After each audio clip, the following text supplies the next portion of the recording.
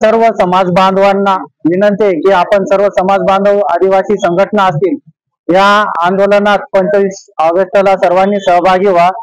या आंदोलनाला सहकार्य करा, कारण की आज या शिक्षकांचा आवाज दाबला जाते, उद्या सर्वसाधारण माणसांचं काय होणार हा विचार करून सर्व आदिवासी बांधवांनी या आंदोलनात सहभागी व्हावे ही विनंती करतो।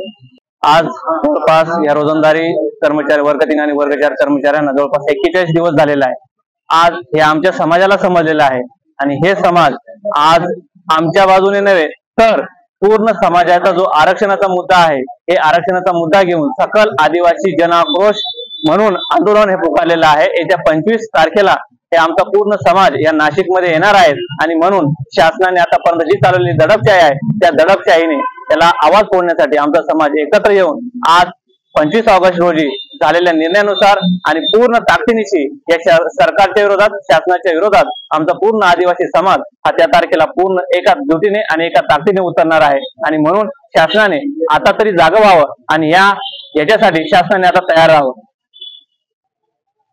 मी पूर्ण आदिवासी समाजाला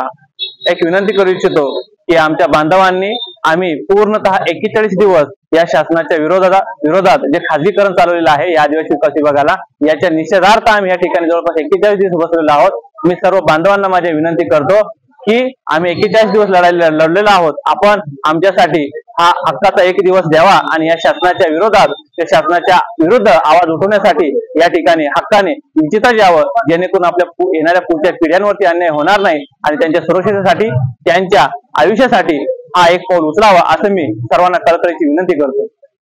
गेल्या 41 दिवसापासून हे आंदोलन सुरू आहे। या आंदोलनाला आमचे सर्व आदिवासी बांधव आणि आदिवासी संघटना 25 तारखेला एकजूट होणार आहे आणि